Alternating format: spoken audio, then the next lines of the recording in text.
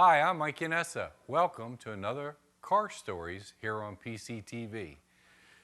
We're in the middle of winter, it's cold out, but you got to start thinking of your classics because before you know it, you're going to need them. So get them serviced, get them ready. If you stop by the shop, most of the time in the showroom I have cars for sale. But this car is one that I did back in the summertime, 67 Camaro, very special car. Customer bought it, it was a barn find, you'd say. It was in a garage for 5 years, pretty much like the way you see it. Had a little scrape on the right front fender, and the paint wasn't all that great. It had some dirt and some orange peel in it. Gas gauge didn't work, that type of thing. So he brought it in this summer, and I touched up the right front fender for him, and I sanded and polished it. Now, if you watch some other episodes, I talked about sanding and polish, where you use 1,000 grit, 2,000 grit, 3,000 grit sandpaper, and then use a coarse compound, a medium compound. So I spent a couple days buffing this car, but the results were phenomenal. I mean, look at it. It's bright, it's shiny, it looks like water, you know, really, really nice shine to it. The guy was so happy, and then I, of course, being the Camaro guy that I am, I deciphered the car and figured out that this is a rare car. He didn't know exactly what it was. We all know it's a rally sport because it has the hideaway headlights. We all know it's a 67 because of the wing windows. And Camaros are the most complicated cars as far as options that I know of. And a lot of the early Chevrolets, you could do things that you can't do today. And what I mean by that, everybody's probably wondering what's so rare about this car. This is what they refer to in the Camaro world as an L30 M20. So L30 means 275 horsepower, 327. M20 is the Muncie transmission that you've heard of before, M20, M21, M22. So this is a 275 horse, 4-barrel, 327 with a Muncie transmission, a 12-bolt posi rear, a traction bar, and the suspension of a Super Sport. So if you ordered a Super Sport in 67, that was a performance package, remember? Rally Sport is a pretty package. So you could have a Rally Sport 6-cylinder, but a Super Sport, you could only have a 350 or a 396. And I remember years ago, these cars had surfaced and people were in denial that this was a real car. But now they figured out what had happened on the firewall, and I'll show you then, on the firewall VIN plate is 4P. That, for all purposes, since 1967, means Super Sport, small block. Well, this is not a Super Sport, it's not a 350, but it's a numbers matching factory car. It never was on the order sheet, just like my L78 Chevelle that we talked about. It was never a checklist on the order sheet. But say for some reason, remember the 350 was new in 1967. So let's just say that a gentleman walked in and said, I want a new Camaro, I don't want a Super Sport, but I want a 327 instead of the 350 because I don't know how good. I know a 327 is a good motor. So they said, yeah, sure, and they built it for him. So it wasn't, like I said, it wasn't on an order sheet that a salesman could have checked off. It was almost a special order. And there's a handful of these cars around, and like I said, the name is the L30 M20. So let's take a closer look at it, and I'll show you some numbers and some things I'm talking about. Now, this being a rare car, it's very nicely done, but some of the things are not original, as you can see. The alternator bracket, the air cleaner. The firewall actually is supposed to be black, and it's painted maroon. But it is the original motor, original cylinder heads, transmission, rear.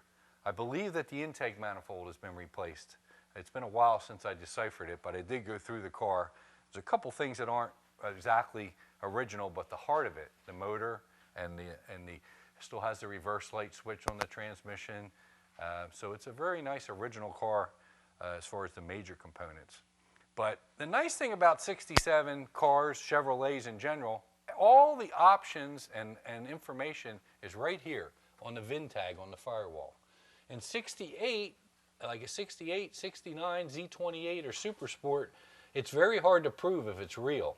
But this car is easy to prove Because right there, 4P stands for Super Sport Small Block, 1967. And again, it's not a 350, it's not a 396, but it's a numbers matching motor. So it's the odd or rare option. All these codes here, 07B, second week of July. R means the car was built in Norwood, Ohio, and that was a code for the assembly line. NOR, right there, Norwood, Ohio, that's the body number. 67, this means it's a 12637, means it's a sport coupe, not a convertible. If it had a sedan, it would be a different code, but Camaros only came in coupe or convertible. 730Z is the deluxe interior. FF, which I believe, by memory, is green. So the color isn't original in this car. And then all this W2LGR, that means console, gauges, different options that the car has. So very informative if you decipher that. But again, I remember years ago people arguing about that they never had a 327 Super Sport. Well, the mystery was solved. I'm going to say maybe 10 years ago that they got documentation and figured out that these were a special ordered car with Super Sport equipment. Very, very, very nice car. He bought it right, and he put very little into it, and it's just a nice driving car. Like I said, it's not done, numbers correct, perfect, but that doesn't matter. It's just a pretty car. He enjoys driving it, and I'm glad he brought it here for the show today. So anyway, what a special Camaro this is. Let's just go over some of the options. If you know, the rear mount antenna was an option. Has the deluxe interior with the white stripe and the decorative door panels. Has tilt wheel, console, gauges, tack, the Rally Sport package, which is the hideaway headlights, and the parking lights, reverse lights underneath the back tail lights. Just a well-optioned car. No power steering, no power brakes. So there you have it, one of the rarest Camaros you'll ever see, a 67 L30 M20. So the Eastwood Company, right here in Pottstown on Shoemaker Road, behind the Walmart. They have everything that you need to restore your car, powder coating, metalworking tools, a lot of really innovative tools for unique problems. So check out Eastwood. They're right here in our backyard. They're known across the country in the restoration field.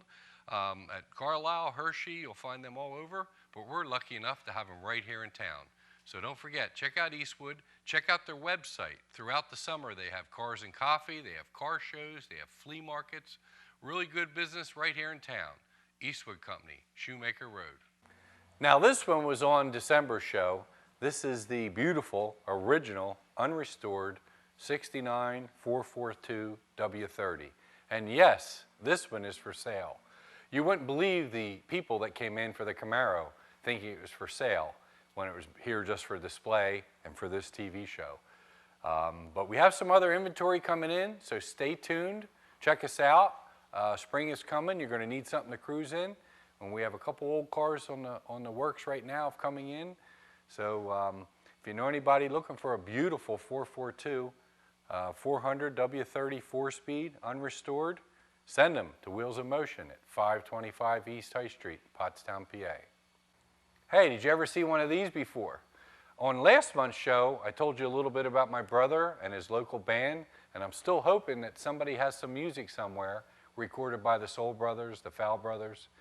And our new theme song on Car Stories is my brother's record. So this is a record.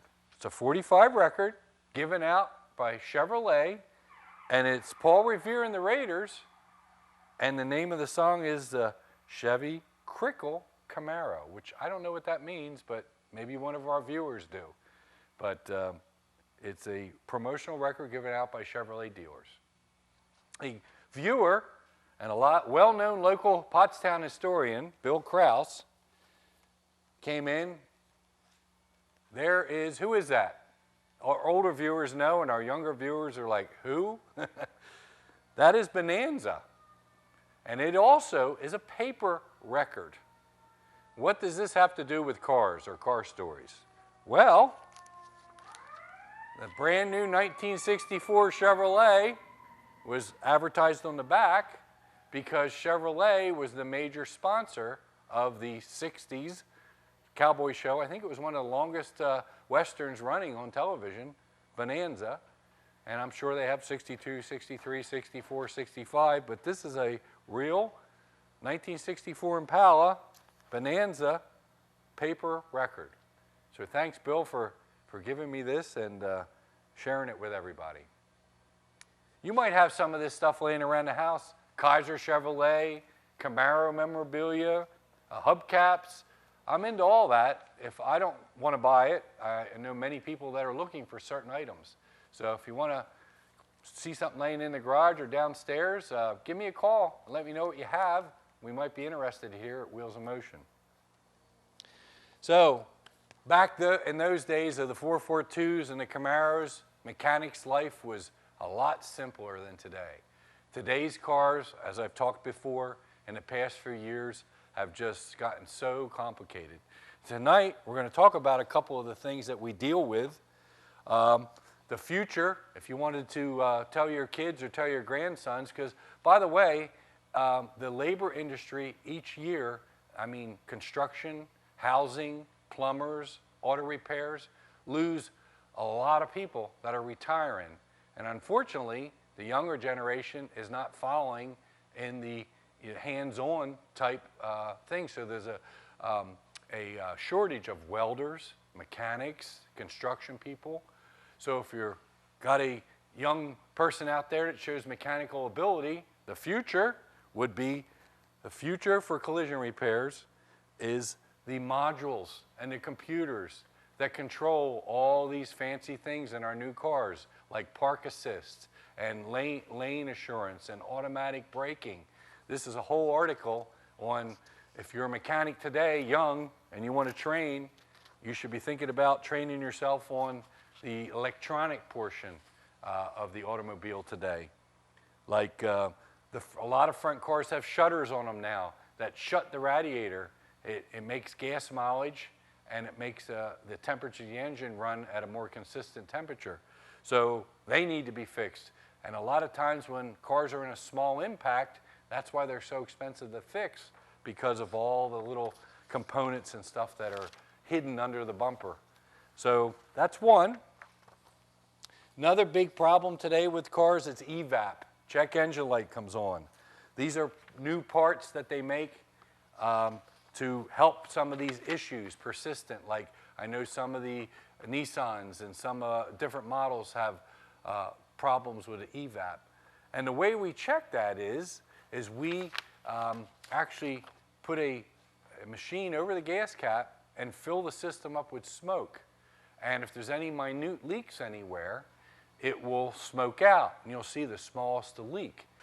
So another item I want to talk about is variable cam timing. Now this is a camshaft. This is from an old small block Chevrolet. Camshafts today are basically the same. There's lumps in them, okay? And one lump is the intake valve, one lump is the exhaust valve. They rotate, they go up, they open the valve.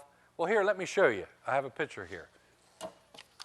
It's a pretty cool picture in Mitchell Magazine, or Mitchell Manuals, that'll explain it.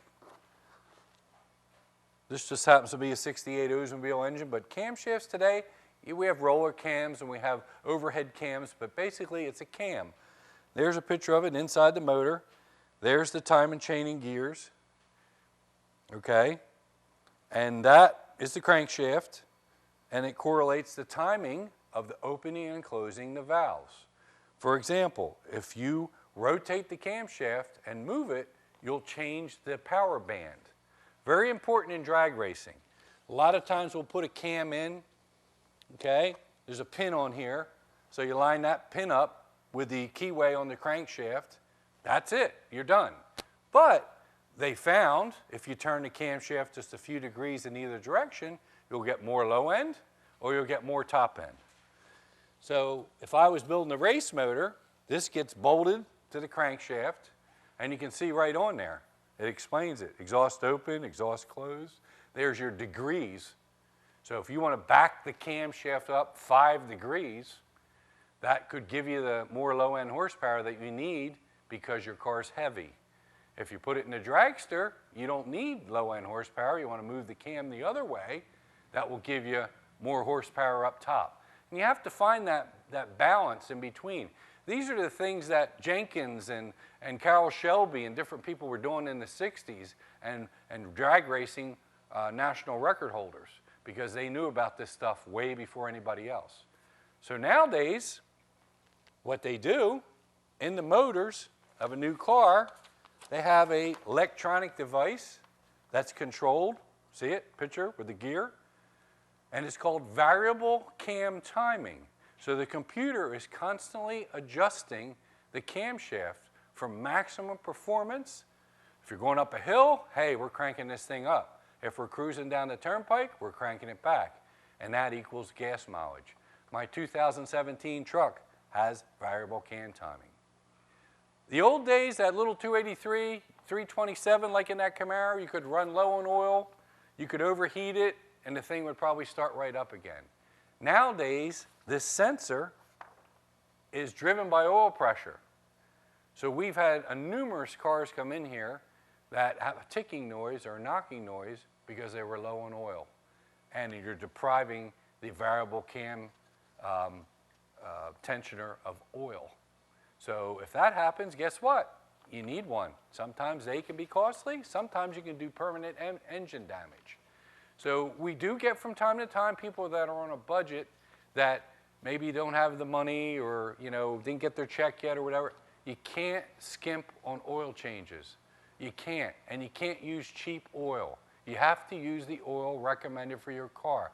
I say this over and over.